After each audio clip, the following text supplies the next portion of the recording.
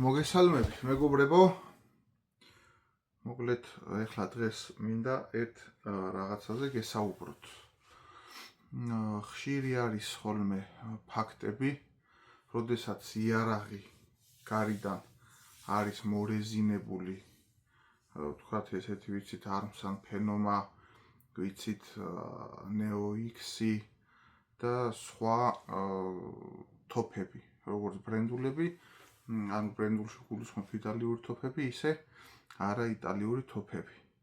და შემდეგ უჩივიან ხოლმე მეპატრონეები, რომ თითქოს წებოვანი გახდა ეს მორეზინებული ადგილები, თითქოს დაშლა დაიწყო, თითქოს რაღაცა ესეთი ანუ სტრუქტურა ვერ შეინარჩუნდა, სტრუქტურას კარგავს და მოკლედ ან იქერცლება, ან იშლება, ან იკბიჩება, რაღაცეები მოსდის.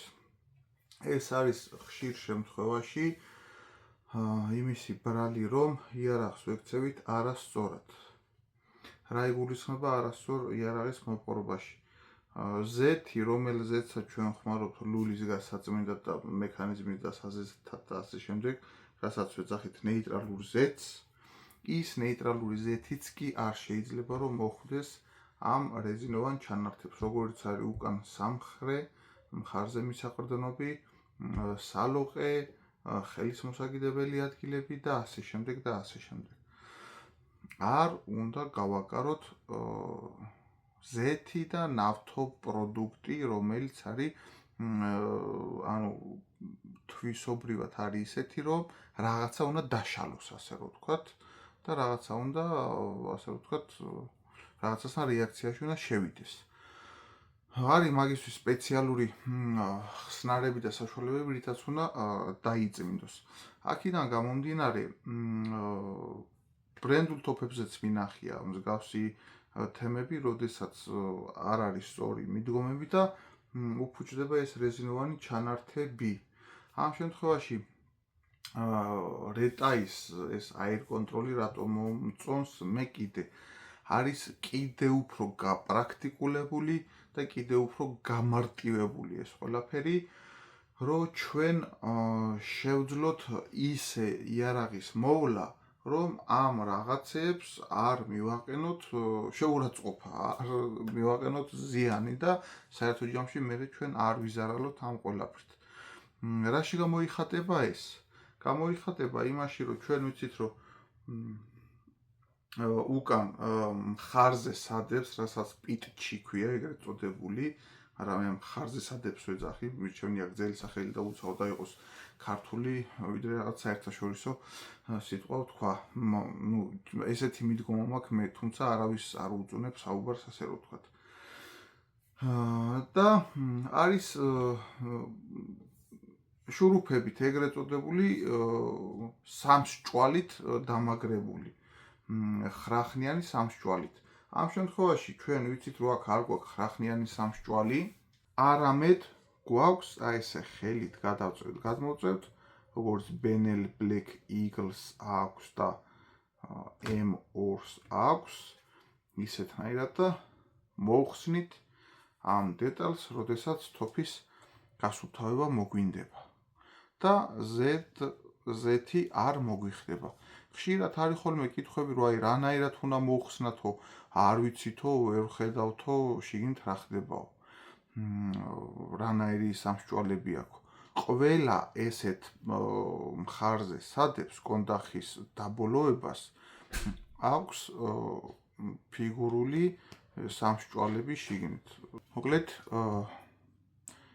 ეგრეთ წოდებული ვარსკვლავური ხრახნით არის ფიგურულ ადვერგას, რო ვეძახით ფიგურნი ადვერგას, იმ ფიგურნით არის ხოლმე ჩახრახნილი და მიხრახნილი ზედეს.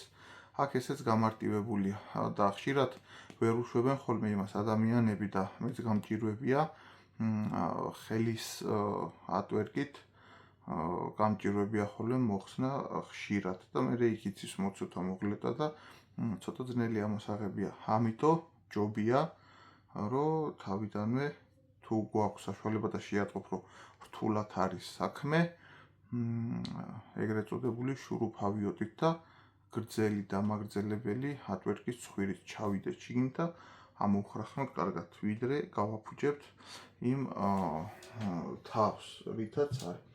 შემდეგ კიდე ეს არის იმით გამარტივებული, რომ აი ბევრ თოფზე მინახია მაგალითად ავიღებ Browning Maxus 2-ს, რომელსაც აქვს ეს დამარბილებელი და ძალიან კარგი დარბილება აქვს ზევიდან, მაგრამ არ ეხსნება. ზედვი არის ინტეგრირებული, ასე რომ ვთქვათ, რაღაცა გადაკრულივით არის ზედ ის დარბილება კონდახზე. და რო გინდოდეს იმას ვერ მოხსნი, ახლა ვთქვათ კონდახს მინდა რაღაცას მინდა და ზეთი შეიძლება რომ მაინც მოგიხვდეს იქ და ნელა-ნელა დროთა განმავლობაში წავა დაზიანება. ბენელებზეც არის დაზიანებები, გამიგია. და მე ვფიქრობ, რომ უმეტესწილად 90% შემთხვევაში ეს ხდება, მე კი არ ვფიქრობ, ესე არის ხოლმე 90% შემთხვევაში ეს ხდება Z-თან კონტაქტით.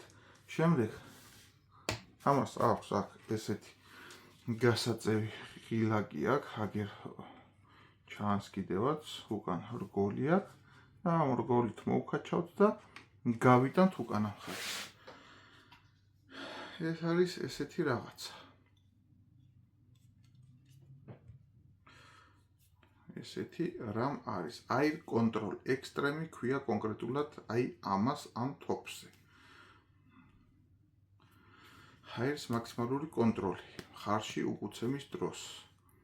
აი ეს დეტალები არის ამისი ინოვაცია. ინოვაცია რა დაკოპირებულია, გადმოღებული, მაგრამ გაუმჯობესებული რითაც არის. ამებს გადავალაგებთ გვერდზე და всё, დავიწყებთ ამ თოფის გაწმენდას თავიდან ბოლომდე და გაიწმინდება ისე, რომ რასაც არ უნდა შეეხოს ზეთი, ყველაფრისგან გათავისუფლებული გვაქვს თოფი.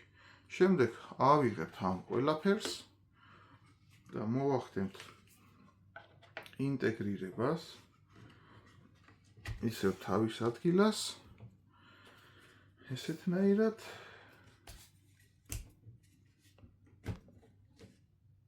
და ყველაფერი იქნება გემრიელად. თოფი იქნება გაწმენდილი. აი ეს მოკლედ და პატარა ვიდეო მინდოდა რომ ჩამიწერა თქვენთვის. თვისობრივად რატო გიფუჭდებათ რეზინოვანი დანართები თოფზე. აი ეგ რო გადმომეცა თქვენთვის.